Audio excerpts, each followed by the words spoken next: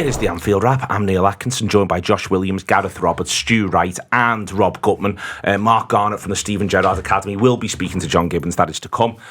And ladies and gentlemen, it is a pleasure to be sponsored by Green King, where football is indeed more than a game. If you want to follow them on Instagram, you're helping the Anfield Wrap out. And in addition to that, you want to get down to your local Green King pub to be part of the process of enjoying the football with your friends rather than worrying about streams or any of that nonsense. There's additional content on the Instagram as well, so do follow. As I say, you're helping the Anfield Wrap as much as anything else.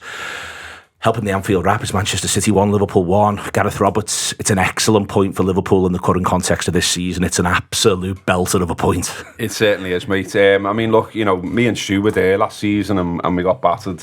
And it's not nice to go there and get battered. So, for me, going to City's been a little bit like what going to United used to be like, where you know the team's capable of something, but for whatever reason, they don't seem to be able to do it on the day.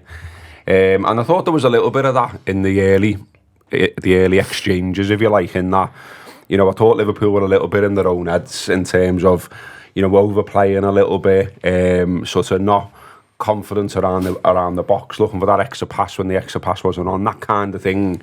But look, it's understandable, isn't it? I mean, you know, they've been unbelievable at home.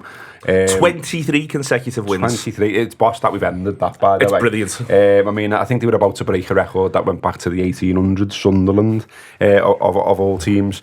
So, you know, the players will be aware about how good they are, how important this match is, the fact that they've won the treble, the fact that they've won all these Premier Leagues, albeit aided by blatant cheating. So it will be in the heads to go there, and to go there and to perform to that level, to go there and get a result, to go there and get a draw is massive for this team, because I think we've all been wondering, what is it quite capable of? The change in the summer is huge. The change in the summer wasn't expected either in terms of some of the players, like it wasn't planned for. So to be this good this soon is brilliant, and to go there and perform against them on their own ground, end that run, absolutely superb, made up. It was, Josh, a very resilient performance. That's the first way in which I'd describe it from Liverpool. I was sort of all right with the first 20, and then I thought it was a bit trappy from both sides. But when they score, all I'm thinking is, we've got to get through, at the very least, the next 10, but probably all the way to half-time. And I think that Liverpool showed a ton of resilience and a ton of common sense. That was also maybe lacking at times last season. Yeah, and I think this is what you've got to factor into the performance, really, in terms of how happy you are with it. I think it's one of them games where you separate the performance from the result, really.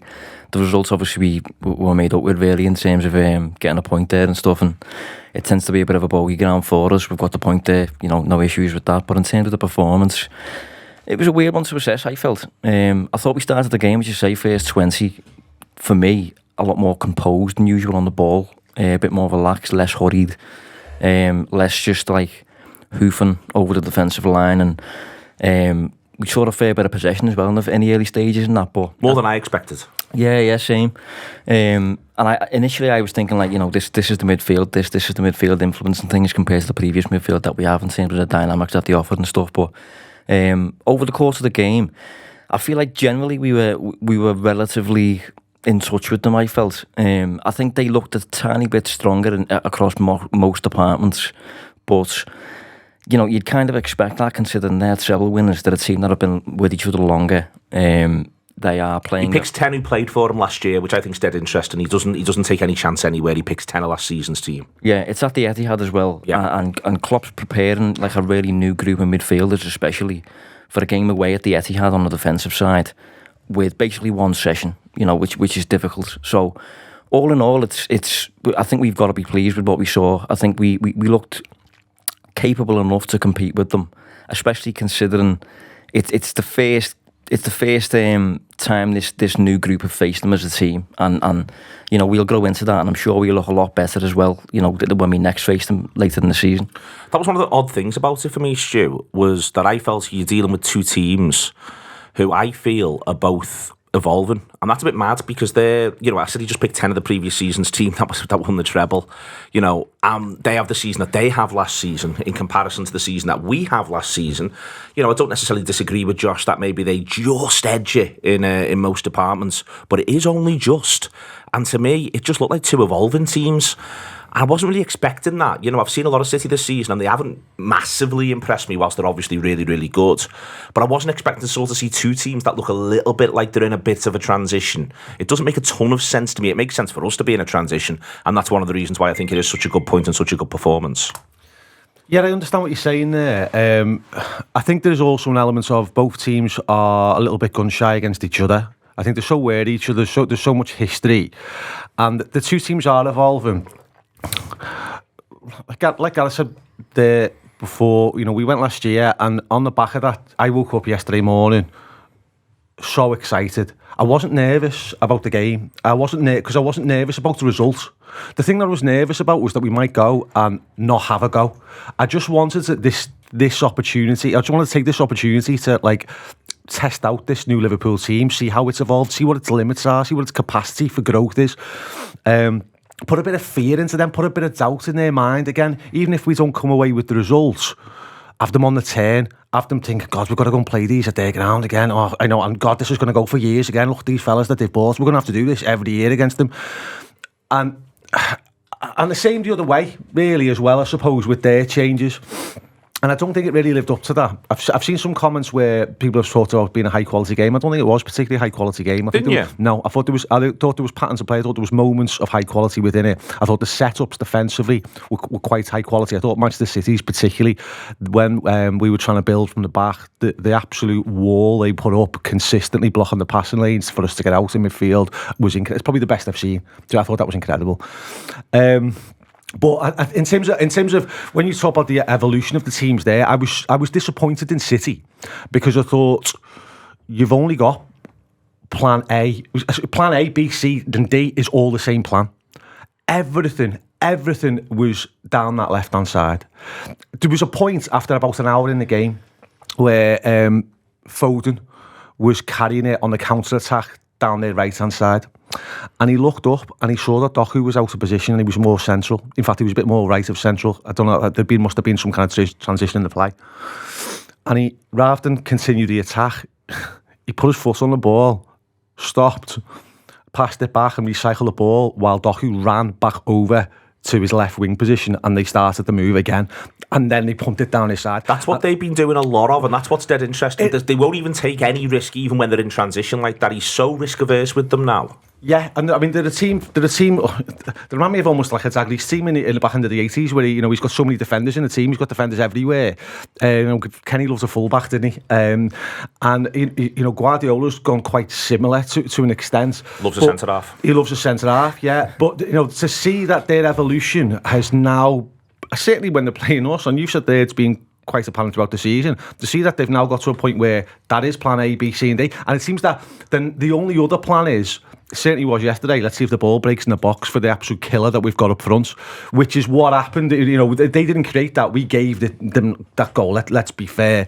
So I think I was quite disappointed in what I saw from them. I would have liked a little bit more from us. I thought the only player in our setup in that first hour who was showing any gnarl was McAllister, who I thought it was his best game for Liverpool, by the way. I thought, he was the only one who was really making a tackle and putting his foot in, and I would have liked a little bit more of that in the game. What I think is interesting in the game, when it could go either way, is a little bit, even at 1-0 to them, is the comparative strength of both benches. It's one of the reasons, Rob, I always felt we had a goal in us. All the way through that, I thought an opportunity will come. We can continually change it. The quality is there. The quality is coming on. The freshness is coming on, and then the game becomes stretched in the second half. And to me, that's one of the things that leads to Liverpool getting something out of the game, is that it is just a little bit stretched. No matter how much City are trying to be risk averse. They nearly got one 3 minutes before, when Diaz should have done a bit better, if we're all honest about it. Instead, it comes 3 minutes later, albeit from when City have just had a really good chance themselves. But for me, it was the benches that made me think, whilst this is at 1-0, get to half-time, get to 60. Whilst this is at 1-0, Liverpool always had a chance of getting something out of it. City never looked like running away with it. Yeah, it was almost as though the bench gave us renewed belief. I thought we knew it was there. We knew that we'd win the bench war. And when he started making the changes, I felt in the ground that we almost looked visibly lifted by them coming on. I think some of the lads who went off had difficult afternoons, and that sort of helped the relative position. Curtis had a very mixed game. I thought, some people were I saw after the game on Twitter have been quite critical of him. I thought he did a lot well, but then again, got caught in possession a couple of times. A few of his final balls weren't right, but he definitely wasn't having his best afternoon. Understandable, a bit ring rusty. I thought Jota, it was one of those games where you go, where the hell is Jota? He wasn't stretching them. He wasn't particularly we weren't making the sort of moves that enabled him to make his runs. So when we made the changes, it made a difference for us. And Gravenberch was very, very lively. We talked about what the case for Gravenberch and what the case for Curtis was in all the shows we did in the week before. Gravenberch gave a really clear example of why the case for him was the better one. Having said that, it's much easier to be the player coming on than the player starting. So it's not an indictment of Curtis, that. It's an interesting contrast in the two managers' philosophies. In the Klopp, obviously set his stall to use all five, did use all five, and they're a good five. And he holds back arguably one of his best 11 in Diaz, so that he can have a strong bench. And Guardiola uses none, zero. It's fascinating. I do wonder with Klopp's evolution on how he's using his bench. I noticed he brought the two on. I looked at my watch and it's 54. I thought 54 is a weird time to. Well, he does it because Jota's injured. Yeah, but he does two. But he doesn't want to break the game, so he's obviously planned to do those two. I see. And he can only break the game three times. So what he's obviously concluded is, I was probably by about 60 going to do this anyway, so I'll do it now. I think that was what was in his head. Yeah. I do wonder at some point, he has done half-time subs before, and I know fans like me scream for half-time subs, but I do think sometimes. Just do. I mean, Mourinho did it famously. I wonder if Klopp will at some stage. If you've got five. It doesn't count also as one of your substitution points. No, I think it's an argument to do it more often these days. It was as I think everyone's alluded to, it's a really hard game to judge this in any sense. You can almost post-rationalise anything. Just as a pure fan in the ground, I spent the entire. I didn't enjoy a second of the game. I barely enjoyed the scoring, I have to say, because it just ratcheted up the tension that we might actually get something out of. I'd long since sort of consigned the fact that we weren't getting anything out of that game, and when they had the goal chalked off, I was like, I was just waiting for the second. But what I did definitely feel, if we get to 80 at 1-0, we got a fighting chance here. And conversely, when we score, I think we're definitely winning this. There we are. But what a journey. But Josh, just a sort of side note, saying something which I'd read beforehand on Neil Jones's Substack thing. Somebody had asked Kyle Walker after the game, where did he rank this new Liverpool team alongside the great Liverpool teams he'd faced? And he very bluntly went, nowhere near, which sort of knocked me back a bit. And I thought, I know he's probably been a bit salty. But again, I think we've all got it. It's a great point, but we've got it all to prove still. I think we have got it all to prove. We'll come on to that. I want to talk about the two goals, Josh. We'll start off with the one we concede. The keeper makes a mistake. Obviously, everyone can see what he's trying to do. For me, the bigger concern was there was just a lack of urgency quickly to put it right. There wasn't an awareness that a lot of things are on fire here quite quickly because so many players' momentum has gone the wrong way. It's easy to say when you're not playing the game, but the smart thing to do is someone just takes the foul on them straight away, and Liverpool don't do that. And there's been a bit more of that this season than there was last, but arguably not as much as there was between 2018 and 2020. There should have been an awareness. There's a bit of trouble here. Yeah, it was a frustrating one, that.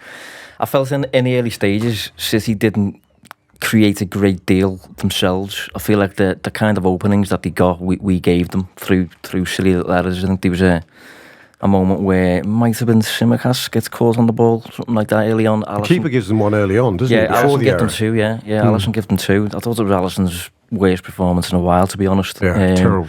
He gets a free pass, to be fair, from me. Yeah. But I think he was just miles off it, not only with the ball, but even the disallowed goal. He was just uncharacteristically weak in that moment. But yeah, that was a frustrating one because I felt it was just vintage, elite level Premier League where you make an error like that and Haaland immediately first touch, second touch goal, and you get punished immediately. And that's what kind of happens at this level, and especially when you're facing Manchester City away from home.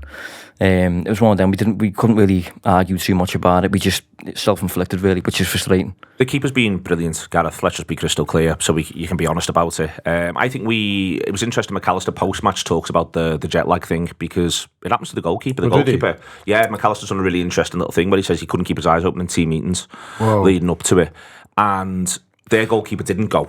It's worth pointing out. Yeah. So, by the way, he's the best passer of the ball I've ever seen in my life. But we might come back around onto that. That injury cleared up for him, didn't it? Yeah, that injury really cleared up for him. Looked great. Must really have sorted himself out. But the keeper it is his poorest game, certainly this season so far, because he should save it as well, and it's one which you watch back and it's the sort of thing you do expect him to save, and there's a few other bits and pieces in there, as Josh says, where he just doesn't look quite on it, but I'm happy to put that down to the same jet lag that McAllister's talking about. Yeah, no, 100%. It was uncharacteristic, wasn't it? Everything about his performance, really. There's a few where he nearly gets caught. Curtis does him no favours with that Luis Garcia-esque moment. But it's one of them, isn't it? I mean, what's of more concern is how bad is this injury and how long is he potentially out now? Because I think Kelly has done all right, but I don't think he's anywhere near Alisson's levels. Alisson, for me, is the best goalie I've ever seen at Liverpool. It's as simple as that. So, best one in the world. Yeah, so it's huge if he's not there. And as Josh says, you've got to give him a pass. It is a rick, it is a mistake.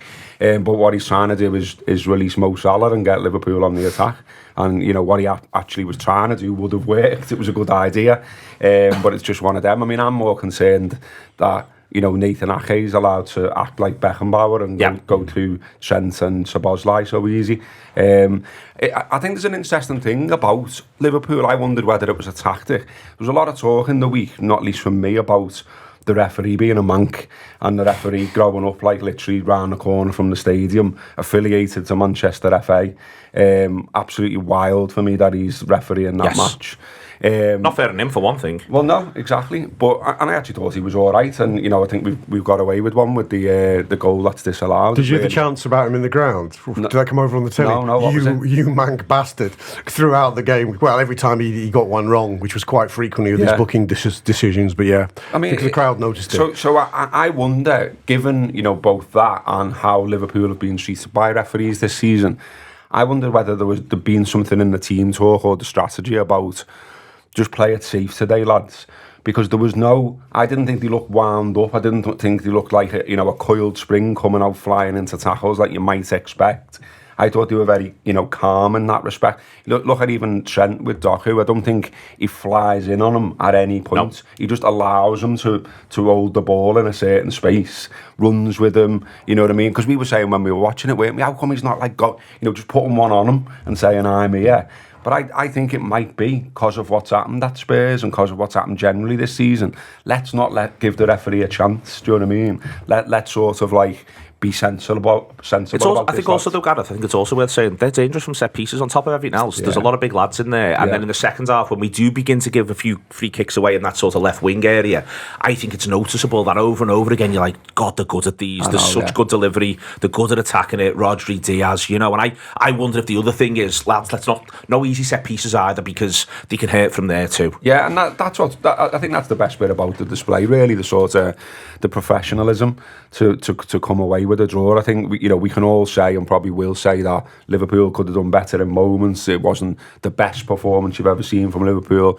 Trent alluded to that himself, but they're coming away saying the same thing as well. So what does that tell you? I thought we were sensible in how we defended. I thought we're constantly putting a shifting wall in front of them where they couldn't really get proper shots off. They didn't really have the moments they wanted around the box. Okay, there's some chances there, but I mean ultimately it's what they've got expected goals of 1.3 in a home match. We've got 0.5 or something like. But to limit them to that, given that they've won 23 on the run at home and haven't been beaten there since December 22, then brilliant from Liverpool. Just to build on that as well, I thought the way Trent handled Doku, I thought it was by design. I thought it was by the instruction that he'd been told not to engage him, not even so much for the set pieces, which I think is a valid point. But I felt that you only have to look at what Doku's done so far. If he skins you, if he beats you, then he's created space, and that causes all kinds of problems. And what Trent, by not engaging with him, made him do was pass around him. And by passing around him, You're not wide open from the space that's just been created by taking a man out the game. And he doesn't pass the ball as well as Grealish. No. So I was thinking like he's more of a dribbler. I thought it was really, really clever way. But the thing is, when you look at the highlights, you look how much of the ball Doku had, and then there's a little bit of a narrative out there that he's had strength on toast, and that's absolutely not the case. I think the thing was, it was just really, really cleverly managed, and you're not going to get everything right when you're in a one-on-one against a player like that. I also thought, again, just expanding there on what Gareth said about that wall, I thought Klopp talked about before the game in his press conference with someone McAllister, and he was talking about Liverpool being compact, and it was noticeable how compact Liverpool were across the pitch, but vertically. After about the first 10 minutes, when we seemed to go into the game with some fierce intent and some desire to really press with purpose, this often happens, I think, against City, particularly away from home. They kind of grind you down a little bit, and the gaps started to open up between our forward line and midfield, who were on top of our forward line when they were trying to build.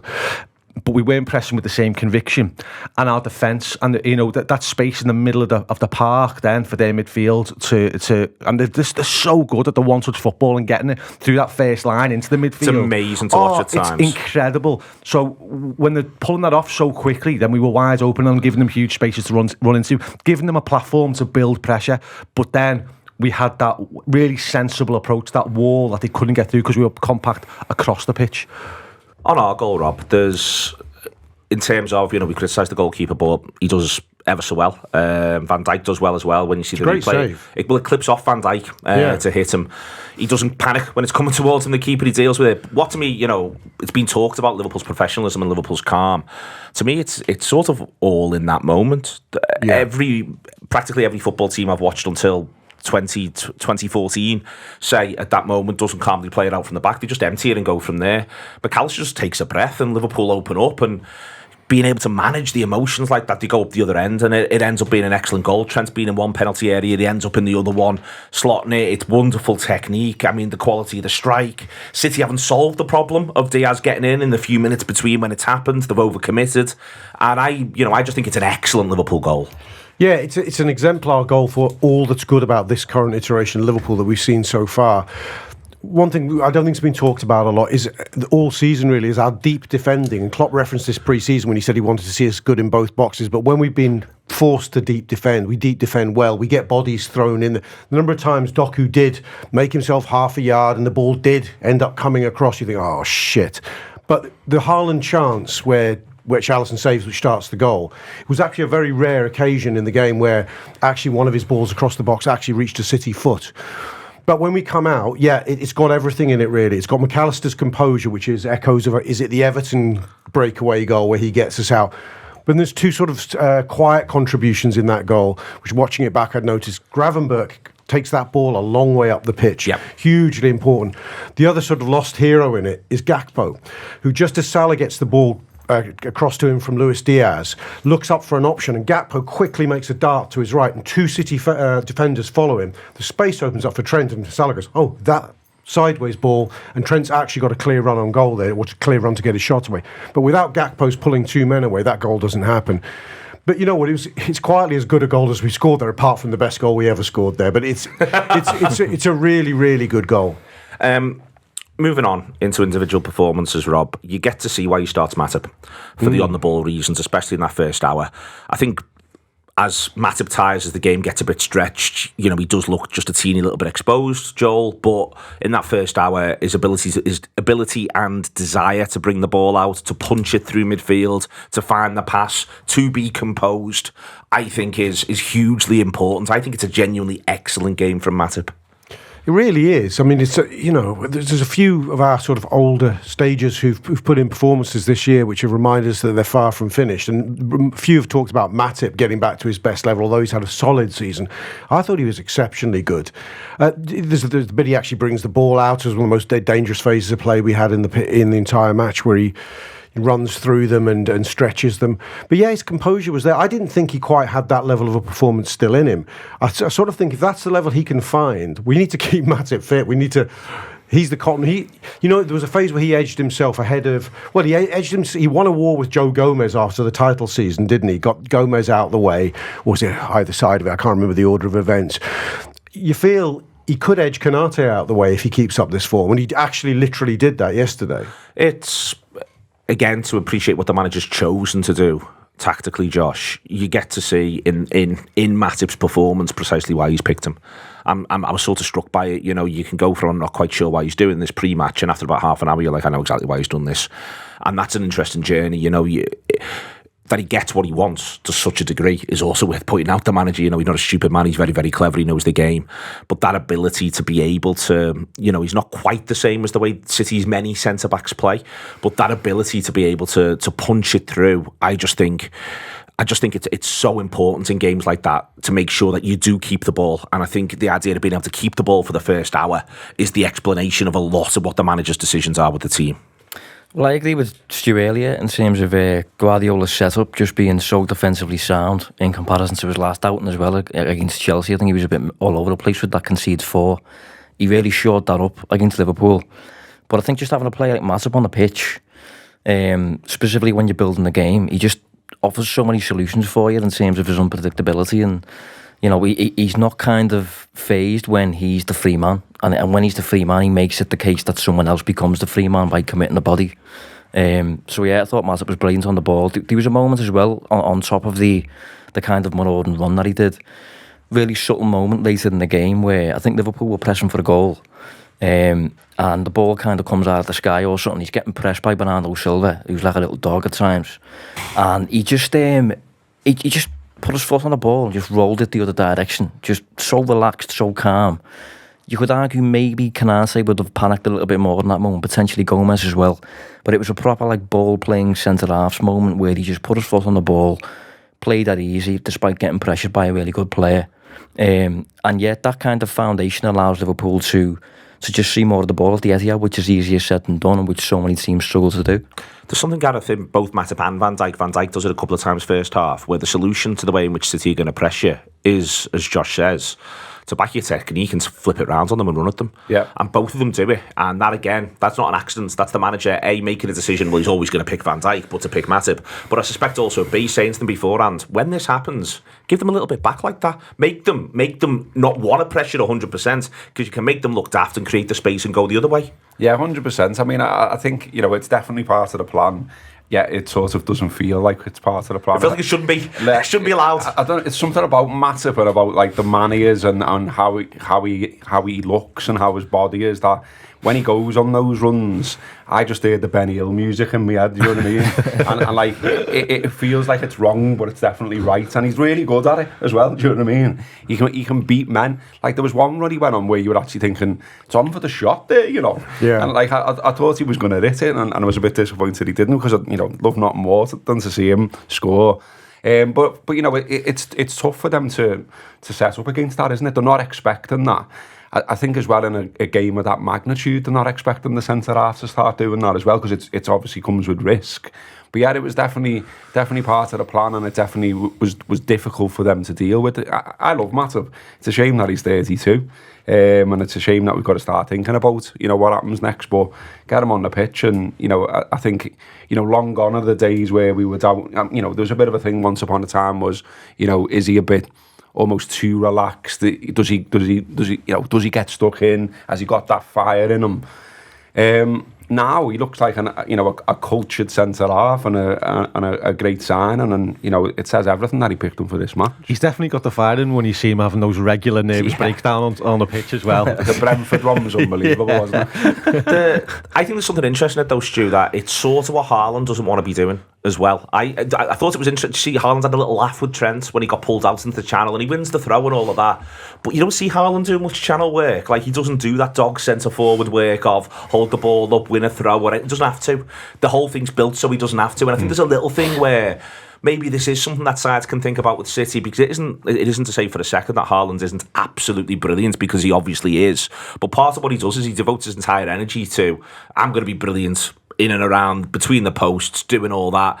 He doesn't really want to be pressing, and if he hasn't got Alvarez to do that work for him, you can actually create a little bit of space there, and I think that was something that Chelsea were onto, and I think it's something that Liverpool are onto in that game as well. Yeah, I mean, he's absolutely relentless, isn't he, in terms of he will keep making the right run.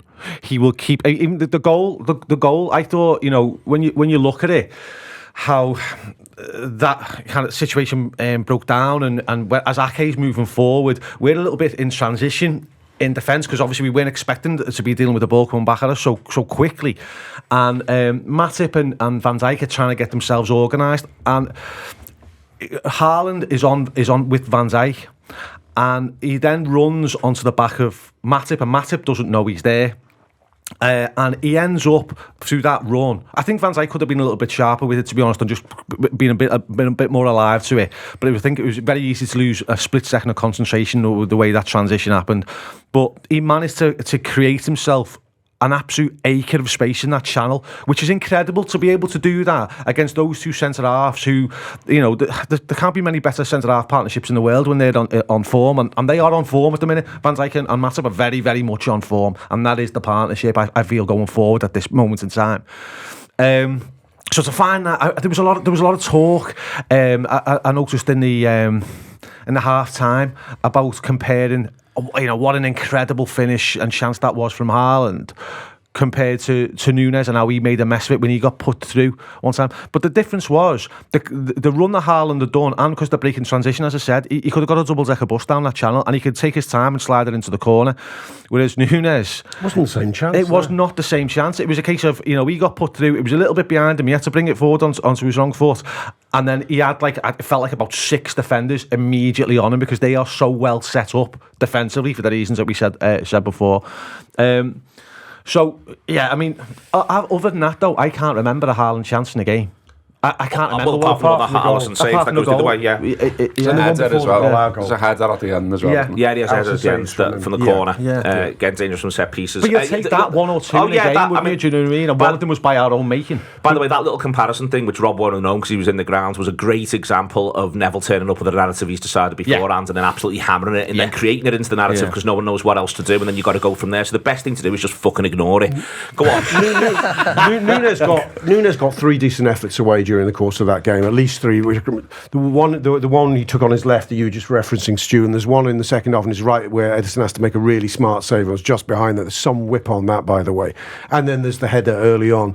So Núñez wasn't his greatest game, didn't do a lot wrong, wasn't given a lot to work with. But there you go. But he had 3 top quality efforts a go. But I think the interesting thing is, Rob, for instance, you don't see a lot of Alvarez in the game. No. We've mentioned Doku. You don't see a lot of Foden in the game. For us, it's interesting that none of our starting from 3, plus the 2 subs, plus even Szoboszlai, if you want, sort of get near shining. You know what I mean? I think that's going to be the nature. I remember watching Liverpool-Chelsea games back in, say, 2006, and everyone would say, you didn't see much of Drogba today, you didn't see much of Torres a couple of seasons later. You know, there'd be games where everyone after the fact would go, well, you know, Gerrard was quiet, Lampard was quiet, Ronaldo would come to Anfield under Man United, everyone saying Ronaldo wasn't in it that much. When these games are that tense on that much of a knife edge, that's just sort of the thing that happens. Yeah, I thought Haaland was shit yesterday, by the way. I think it was crap. Don't watch him close up very often. He's overrated. Fastest 50 goals, my ass. But one of the things that sort of Kyle Walker interview I was referencing, when I just remembered when they asked him to expand on why this Liverpool wasn't like the best of the Liverpools, he said, well, they didn't create many clear-cut chances. Well, I don't think City did either. Doku, who did terrify the life out of me, but by the end of the game I was saying, he's a poor man's Ben Doku. He hasn't got any end product. I'm semi-joking, but at the end of the day, I did look on about 80 if Doku was on the bench. When we went, because I didn't check the bench properly, I hadn't properly processed it, and I was just Doku on the bench, because that could be interesting here for 10 minutes of really getting there. He wasn't. I agree. I mean, what Stu referenced at the beginning, the Doku thing, I mean, he's very, very good, don't get me wrong, but the way they gear up, the overload, and what I noticed is we were very, very smart, and we were ready for Doku. We always had a man doubling up, and his early attempts at going past anyone, we might skip past the first man, but the second man would see him inside. So what they'd do, they'd overload so that our second man would be drawn out and Doku would have a one-on-one. But he only twice in the entire game, I think, gets round the back and gets one across. One's the one which actually leads to our goal, doesn't it? And the other one's in the first half. He's an interesting player, but I haven't watched a lot of City, but so maybe I've missed all the brilliant goals he scored or something. But got a couple and a few assists. He's lively and he's difficult to defend. He's very good, but he's one of those sort of young players that could go either way. He could be about to become Cristiano Ronaldo, or he could be something much less. Other side of the pitch, in that City do attack more down their left or right, but I felt through the game in every single sense. I include his ability to play under pressure, to move along. I thought Kostas Tsimikas stood very strong indeed. Josh, it could well be his best game for Liverpool in the same way that it could well be McAllister's best game for Liverpool, because to have performed like that, under that stress, under that pressure, against that opposition, I think both of them come out of the game with massive credit. Well, going into the game, I felt, if you look at the 22 players that were going to be on the pitch, I was a little bit concerned that if you're picking out the weakest of all the 22, it was probably going to be Tsimikas, I think, just purely on paper, that is. But in terms of performance, I thought he delivered to a reasonable standard. Yeah, I don't think he looked exposed. I don't think he looked out of place at all. He looked like he belonged in the game. And we were speaking on the Friday night as well, weren't we, about like what Guardiola will target and how like he's like the master of picking out a weakness and making it look bad. I was a little bit concerned it would have been potentially Tsimikas, because he's not a regular starter. Robertson's out the team. I was concerned that it could have been McAllister, considering he's not as much of a natural six as a Rodri, for example. City tend to play with two number 10s at times. You can overload McAllister in that sense, especially if you can attract Jones and Szoboszlai up the pitch. But he went kind of very signature Guardiola against Liverpool and just put everything down Trent's side. Doku engaging in, I think, more completed dribbles, I think, than anyone's completed all season. Maybe for a long period of time, actually, I think, off the top of my head. But yeah, it was, I think McAllister and Tsimikas, the way they performed and the way they kind of executed their own game plans and kind of refused to be deemed as weaknesses in the game. I thought they really stood tall and just, didn't allow themselves to get exposed at all. Gareth, on McAllister, I'm delighted for him. I mean, not least if he has fallen asleep in team meetings. But I just really did feel as though it backs up what the manager was saying in his press conference before the match. If you're compact, if you work around him, it can work. But I think also, again, in those games, which is so much about the test of your technique, as much as anything else, that's how they're going to pressure, going to hurt you. He's up against his international teammate in Alvarez, who I thought was trying to be all over him at times, and he kept getting away from him. I think he shows that role, interpreted that way, he can do it, because, as I say, I think it's his best game for Liverpool. Yeah, absolutely. I mean, there was a concern, wasn't there, obviously, with the travelling, and I didn't know about the falling asleep thing, but if I'd have known that, would have been even more concerned. I mean, I went to Wolves away, and obviously he's hooked at half-time there, and he was absolutely blown for tugs in that game. Like, he looked absolutely goosed, red-faced, off the pace. And obviously the manager said with hindsight he shouldn't have picked him. So there was a little bit of worry in my mind that you're going to see something similar. So for him to pull that performance out was brilliant. I mean, I've still got to think about him personally in that position, that just physically he's not that big. And I'd love to see a bigger fella basically in that position, because you're ultimately coming up against loads of groks playing in that role, and he's not one. So I think at times he just struggles. There's nothing he can do about that. He can't make himself bigger. Do you know what I mean?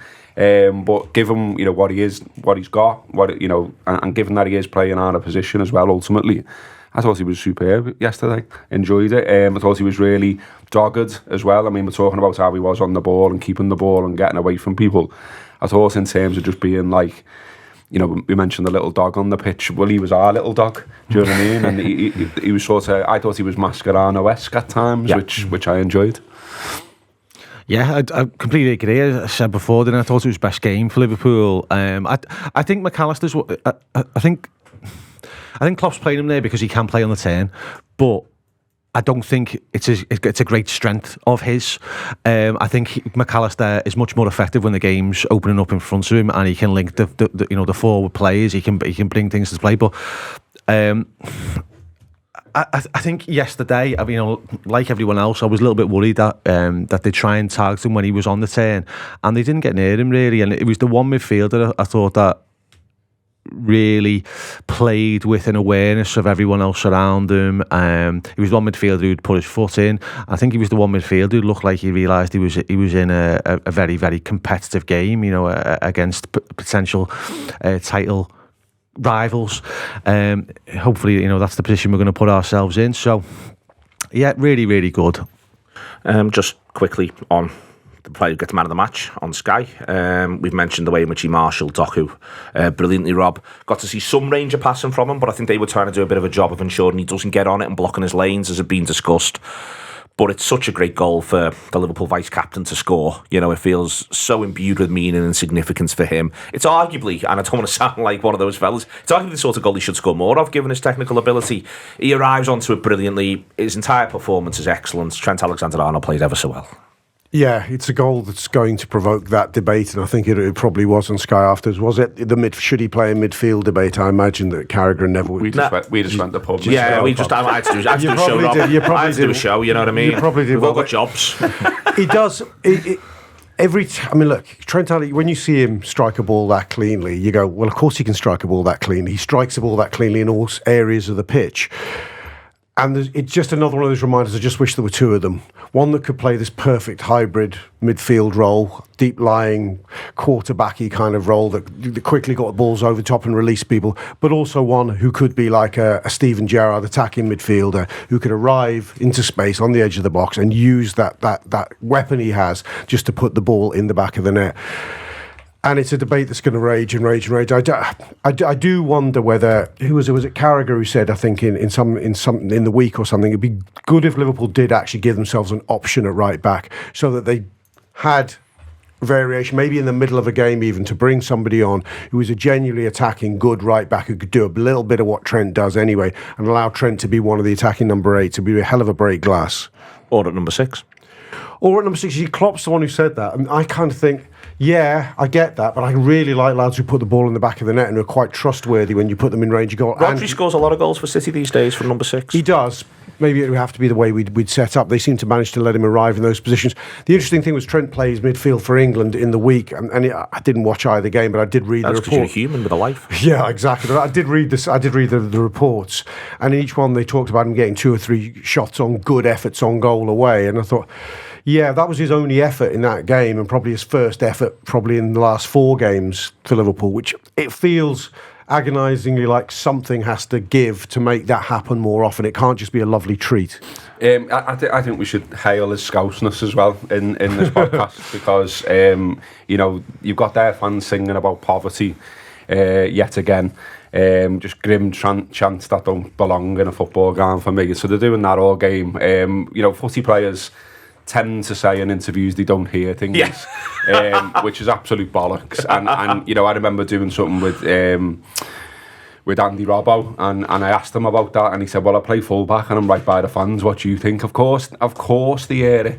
So I absolutely loved the celebration. I loved that he goes and shushes them. I loved that the arrogance standing there with the finger on his mouth. Cantona, wasn't it? Yeah, it was back super. in their faces. It was absolutely brilliant, and it was brilliant that a Scouse lad goes and gives it back to the Manx. We've had that before. Obviously, Gerrard at Old Trafford and kissing the camera and that kind of thing. More power to him. It was a great goal, but matched by the celebration as well. Giving it to them was glorious. Absolutely. Coming up now, we've got Mark Garnett from the Steven Gerrard Academy speaking to John Gibbons. It's John Gibbons from the Anfield Wrap, and I'm joined in the studio by Mark Garnett from the Steven Gerrard Academy to talk about a new football media course that they're running, that we're supporting them with, that started in the summer. This is the first year, and well, I know we've had the minutes. It's going really well, isn't it? It is, John, yeah. And obviously we spent a lot of time planning what the course was going to look like, because I think it was really important for both the Anfield Wrap and Steven Gerrard Academy that when we launched this, we wanted to launch it properly. So as we were building up and we were talking about the preparation, we put a lot of thought into not just the qualification side of the course, but obviously the work experience and access to both sport and the media industry. So, as you say, it started really well. There's a lot of people who are involved, who you've got involved, not just ourselves and we're delighted that we are, but people who are very involved in sport on a day-to-day, in the media side, who are giving these young people experience, advice, and they've come on so much. And I couldn't believe how, I knew how talented they were from the start, but, how quickly they're learning from when they come in here. And it's from that first-hand experience, isn't it? Yeah, definitely. I think the thing for us, what we've found is that people like, obviously, organisations such as the Anfield Wrap and the sports media industry in general, and individuals who work in the sector have just been massively supportive. And when we started to explain to people what we were trying to achieve with this programme, people were just so generous with the time. So we've had all sorts of people come in so far, you know, broadcasters, commentators, content creators, filmmakers. And we're literally, three months into the course, so it's been like an ideal start. Yeah, when I was speaking to the students when they come in, they'd all picked up little things from different people and little bits of advice and nuggets, but obviously the practical experience that they're doing, they're learning very much sort of on the job as well as, you know, sort of in the classroom. And I know because of the links you talked about and the people that you've met over the years and worked with, there's some really exciting opportunities coming up as well, isn't there, for some of these students to get involved with? Yeah, most definitely. I mean, one of the things that we said, and it was very deliberate, we said, you know, these students are going to do a level 3 qualification in creative media, but for us it was just as important to have voluntary work experience as a core part of the course. So what we said, we wanted to get a really good balance. So the way we've constructed it this year is we've got students doing 3 days a week where they're in the classroom and they're gaining the theoretical knowledge and experience. But then they've got at least 2 days in the week where they're putting that into practice. So as an example, on a Wednesday afternoon, the students will go out and shadow our different Steven Gerrard Academy football squads. So that'll be pre-match interviews with players and coaches. It'll be, you know, post-match talks, dipping into the analysis. So the experiences that the students are gaining is very much well-rounded, and we hope that obviously long-term it'll be those types of experiences really that give them a good chance of getting a career in this industry. No, absolutely. The experience they gain is going to be impressive to anyone, and maybe a bit of travel as well coming up. Yeah, well, yeah, absolutely. So we've sort of, when we first met this cohort of students, we said, look, what will happen for the first part of the course up to sort of January time, we said your work experience that you'll get will be very much domestic based, and then as the new year comes in, we're going to give you some opportunities to go abroad. So the first one we've got coming up in January is we've got 2 places for students on the course to go across to Utah. Amazing. To shadow a couple of our football squads. In Easter there's an opportunity for the students, again 2 places to go and shadow our Dallas Cup squads. So we've got 3 teams competing in the prestigious Dallas Cup. And then beyond that, we've got some paid job opportunities this summer, again with a partner organisation called Smaller Earth, who, as it happens, are based upstairs, yeah. Exactly, yeah. So I know there's quite a few of the students are coming to an event on the 30th of November. It's called a Global Coaching Conference, and there's quite a few of the media students in particular who are keen to apply for jobs this summer with Smaller Earth. It's all brilliant, isn't it? It's all so exciting. But I'm interested in how much this course has added to use into the Steven Gerrard Academy, because when the young students came in and they were talking about doing a lot with the football players there and stuff like that, and I thought, well, that's a great experience for you. But then I thought, well, also for the football players, if you know some of them are going to have, you know, potentially league careers. Like I know so many of your ex students, you know, do go on to the professional game, which is brilliant, or going over to, you know, America in college. You know, the first time you're faced with an interview, when someone puts a microphone in your face, someone like me, it can be quite daunting, isn't it? So the more I was thinking about it, I thought, you know, just doing this course must be adding so much to the academy in general. 100%, John, and like a great example. Recently, we've had Josh Miles spent a year with us last year. He's just gone pro at Blackpool, made his senior debut quite recently. But yeah, you're right. You know, these young players, it's completely alien to them the first time someone starts to ask them questions. So for us, what we're trying to achieve, if you like, by having the media course in and around the academy is that, yeah, like we've touched on, it's great experience for the media students to get used to approaching people with a camera, setting up the mics and the lighting, but it's, as you say, it's great for the players as well. And what we want really is we want to, you know, you look at the likes of Liverpool FC's Instagram channel, that's what we're aspiring to be like, and we feel that the media students are going to be a massive part of that. And already you're seeing, if you look on the Steven Gerrard Academy Instagram page, a lot of the students' work is starting to get shared. Yeah. And over time, our hope is that by the end of this first year, at least 1 or 2 of those students will be taken on and employed by the academy. Fantastic, and then they'll be, passing their words of wisdom on to the next ones, because that's what I guess you need to start thinking about, because you're only 3 months in and you feel like you're only just getting going with this first year, but the way education works, I guess you're thinking about next year already, and the second year cohort. And I know there's an open day here, January the 18th, my daughter's birthday, so I remembered it. I'm glad you reminded me of the date. Glad you didn't put me on the spot. My daughter's birthday, January the 18th, here is an open day, and we want to see as many people as possible who've been maybe listening to this themselves, or people who've got family members who have got an interest in the media, not quite sure what to do next. It is a fantastic way to live and learn with some great people. Yeah, definitely. And for us, that's what we did it last year, and it was really successful. The open evening, students will come in, they get like a full presentation from the Anfield Wrap and from Gerrard Academy. They'll get to do a full tour of the facilities here at the Wrap. And, if after that presentation, the young people and the parents think that this is a good option for them, after GCSEs, or maybe even if they're doing A-levels at the minute and fancy a change, then I'd definitely recommend they come along to the open evening. And then if they want to, following that, they can obviously apply for September 24. And I know the students who are on the programme now would be advocates. If they were here, they'd be shouting all about it, because when they came in, you could see it beaming out of them, how much they're enjoying it, how much they're almost surprised how much they're learning, I think. It's amazing to see, and I think it's dead important, as for young people, if they're enjoying what they're doing, they'll bounce out of bed in the morning, and we're absolutely seeing that with this cohort. So we're really pleased with that, how well the experience has been received. And as I say, it's only just going to get better and better year in, year out. Well, thanks for getting us involved. It's been really, really rewarding for us, so we've really enjoyed it. So thank you.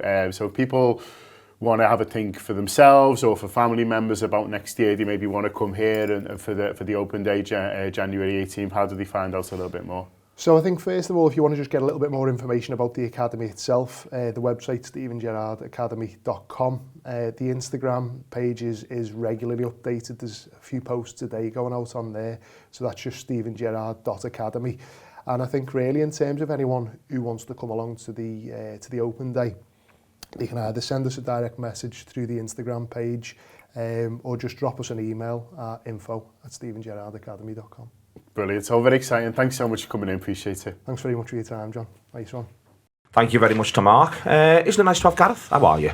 I'm all right, mate, yeah. It's nice to see you. Yeah, nice to be on. Like what you've done with the studio, mate. Oh, thank you very much. None of it's me. Let's be crystal clear, none of it's me. Is it Sam? Yes. Painted twice, but you can ask him about that yourself. There is... Did he paint it blue initially? Oh, you can ask him about that yourself. Blue or green? Yeah. You ask him, honestly, message him about, say that came up, send him a text. He didn't think it would be, and then we switched the cameras on, and everyone just went, no. As you can imagine, Ash is laughing his head off there in the corner. It's true. And Sam was trying everything he could to make the cameras work differently. And it was like, no, mate, it looks blue on the cameras, and we can't be having that. How's it going with Late Challenge? Yeah, good, mate. Yeah, taking along. We've got a Liverpool show now on a Monday, live at 5. So that's been going well. Getting good figures on that. We've then got the main show where we talk about a little bit of everything really. So got into middle-aged life. Bit of music, bit of footy, bit of news, bit of whatever. Bit of everything. Bit of whatever Copey dreams up sometimes, you know what I mean? That's dangerous. It is dangerous. But yeah, it's taking along nicely, enjoying doing it, enjoying keeping me iron, you know what I mean? I think when I left here, one of the plans was to try and get into teaching and that kind of thing. Did a bit of that, did some of it at Stu's school, but it's not really unfolded in terms of how I wanted, in terms of being able to like pay my way through life. It's hard to get a go in it really. So doing the Late Challenge, nice, yeah, just a little bit of a sense of purpose, keeping me going, taking along. People are signing up and all that, and obviously if anyone's listening, watching now and hasn't had a go, have a go. Have a go at the Late Challenge, and it's live at 5 because this is coming out on Sunday, you see, so people will be able to dive on tomorrow, yeah. And it's one of them ones that, a little bit like the Talking Reds of old days, where you can dive on in the comments and have a bit of a laugh and ask us questions and give us comments, and we'll react to them. I mean, some of them have been wild, like, and some of them have been litigious. No. And, you know, and all that kind of stuff. So if you can throw some sensible stuff in, that'd be great. There's a lad called Ian who comes on every single week and provides some great points. So well in, Ian, for some sanity. So if anyone else wants to provide some sanity in the comments. It almost feels like an appeal at this point. Dive on at 5 tomorrow on the Late Challenges YouTube. The bigger picture, Roberto, the loss of Jota and Alisson for what comes next. For what we can call an unknown length of time. Oh, by the way, vote for us in the FSA Awards if you haven't already. Craig will be annoyed if I haven't raised it. For an unknown length of time is a major blow, ultimately, isn't it? And in the context of the games to come, the busy period is worth pointing that out. We don't know how long it is yet. Maybe when people are listening to this, they might have a better idea than us. But neither of them looked like they're going to be back in time for contention on Thursday. Yeah, injury is the thing I hate most about football. I hate injuries more than losing, actually. Just upsets my whole worldview. Jota worries you because it might be unfair to say he's injury prone, but when he has had injuries, they tend to be elongated ones, so you worry on that score. Having said that, we did have 5 strong forwards plus young Ben Doku, so to lose one, I think we could cope if it was a month. It wouldn't be the end of the world. It's a big month, though. It is a big month. The immediate fortnight is the sort of games where you would expect us to be able to cope. It'll be about us rather than the available options, to be honest with you, because we're playing teams in the bottom half. And Europa League. So in 2 weeks' time, you go, well, you'd like them both back within a fortnight, and go, we'll deal on that now. The keeper's the worry, because there's only one of him. Right? There is only one of him. Again, I suppose it's fortunate that the next 3 games are against teams who we would hope we would have 70-odd% possession with, and the keeper wouldn't come under a huge amount of fire. Keller's perfectly competent. He's not Alisson. But I don't know. They are just genuinely worrying as we come into this cluster of fixtures. I just hope one of them isn't a real sting in the tail and is a 2 or 3 month torn hamstring job.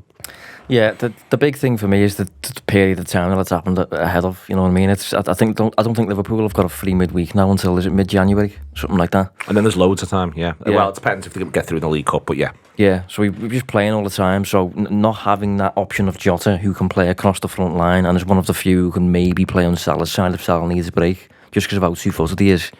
You know, that's a shame. That it's. I mean, maybe if you want to look on the positive side, it's another place for Gakpo maybe to get into the team. You know, Gakpo playing on the left a little bit more, which is where he thrived at PSV.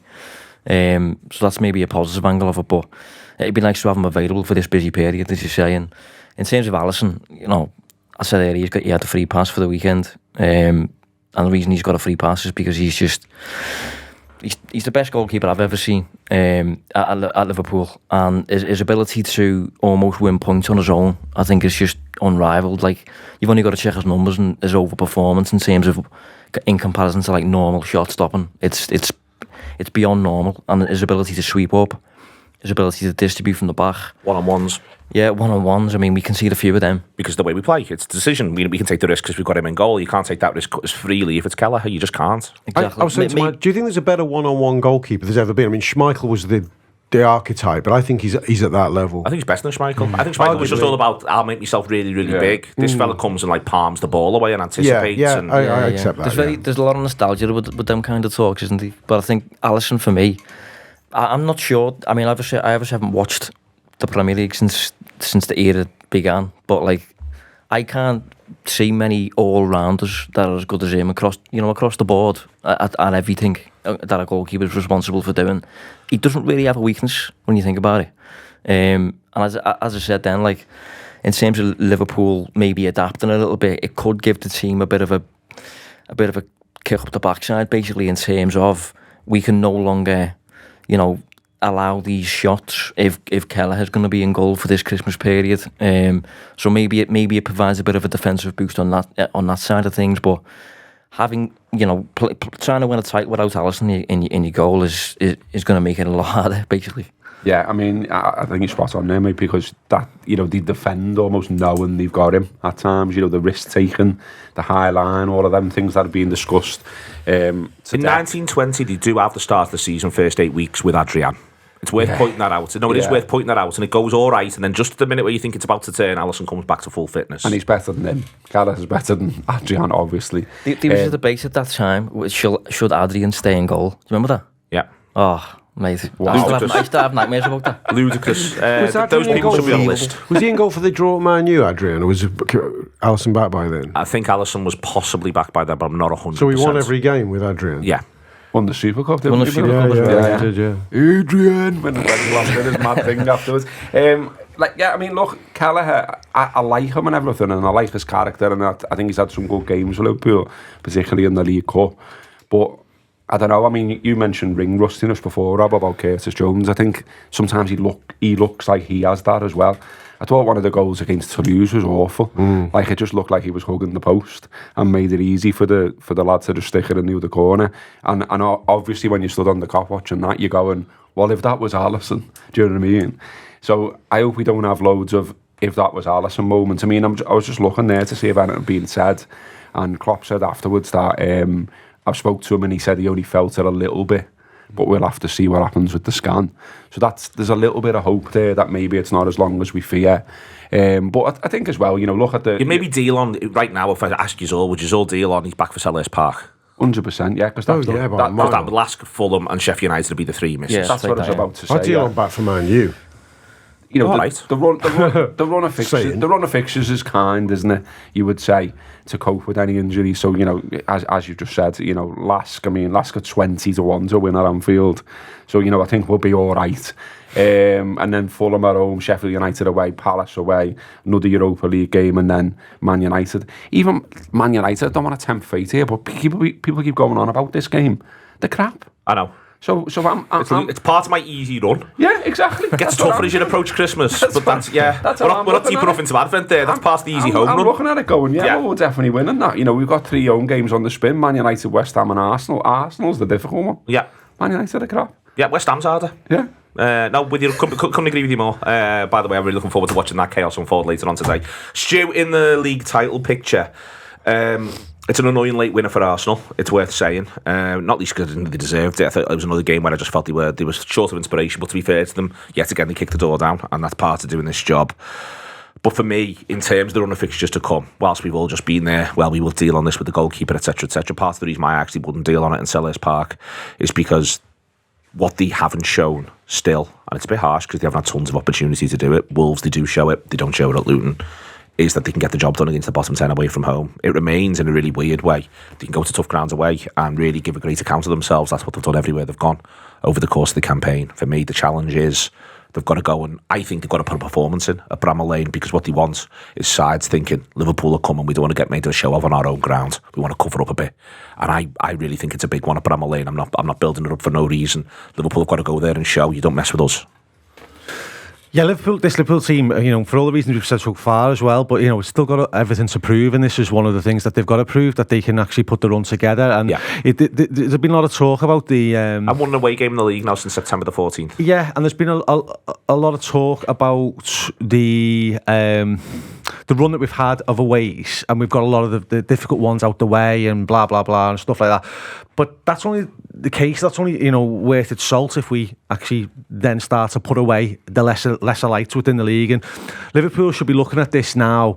Yeah, they've got to take it game by game, but they should be very, very clear in their minds of objective one is January the 1st, we should be top of the league. City have got a game that they're not playing, haven't they, because of the World Club. Brentford's postponed, I think. Yeah, World Club Championships. So Liverpool should be looking at that and going, okay, we've got to make it our business now that we're top of the league come January. And to do that, I'm more concerned about going away to the Sheffield Uniteds of this world and the Palace of this world than I am of the home game against Arsenal, which might be mad. I don't think Arsenal are going away, by the way, at the moment. I think Arsenal, if there comes a drop off with Arsenal, which I suspect that they will do, because I don't think they're as good as us, and I think the drop off would come around February. I think that's traditionally the point where Arsenal's title challenges start to just run around a little bit.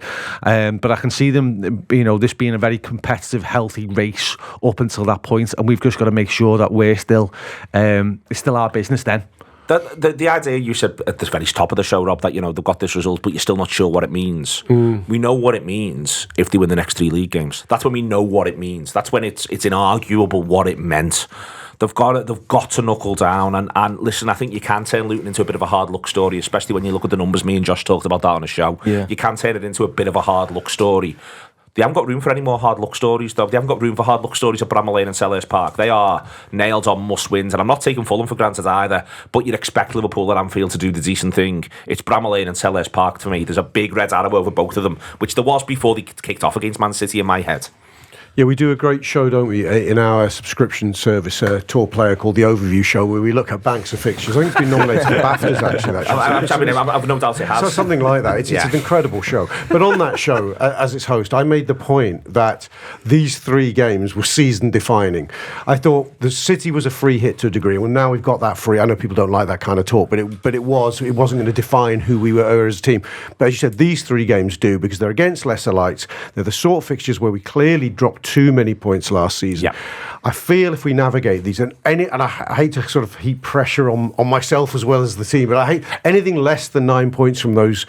And then and we have to almost realign what are realistic to our ambitions for the season. I think we win those 3. We can say to ourselves as a team and as a fan base, right, we're up for this title. We're ready to. And they don't even have to be won with any great style or aplomb. I think I could do with them, though, scaring people. And the Sheffield United one for me is what like Bournemouth went there and they were 3-0 up by 50. Do you know, like I'm not being funny about this. This is for me, Rob. You'd like to see us spank one of them. I'd like, because what that I think then does is, like, for instance, when we go to Burnley on Boxing Day, Burnley are thinking, listen, just don't let it be too heavy because we want to build a bit of momentum. You know, I think there's got to be a bit more of that, not a little bit of Liverpool are coming to town. You can get at them, you know. Do you know what I mean? I'd like to see us cut a swathe in terms of creating chances and XG.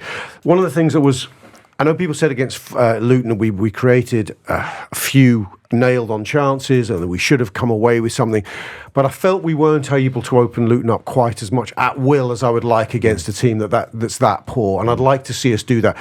Harking back to Kyle Walker's now seminal interview after the game yesterday, where he talked about this Liverpool side not looking like it could open them up as much. Do you want to get Kyle on as a guest? Well, he's coming on the next overview show if you want to subscribe and see. They can take that either way.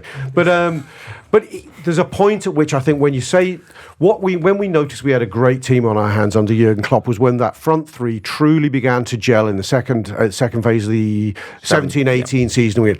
These are unbelievable. We are pulling teams apart at will. We weren't always winning. We were having the odd bad result, but that we became scary. I'd like to see us become scary, even if the scoreline is yet to reflect it. See, what happened in the Luton game was they fully adopted the role of like, we are the inferior team here and we are going to sit 10 behind the ball all day. And when you do that, it completely, it's not so much Liverpool facing like the weaker sides in the league and not being able to do it. It's when Liverpool are tasked with opening up a game and winning the game, basically without the transition. If you remove the transition completely and you have to break down a team like Manchester City do maybe, I think that's when Liverpool encounters some issues. And I think Sheffield United are definitely going to approach the game in a similar manner. And I go back to that game a few seasons ago. Horrible game to watch. I think Wijnaldum scores a goal. 1-0 Bramall Lane, yeah. Yeah, trickles over.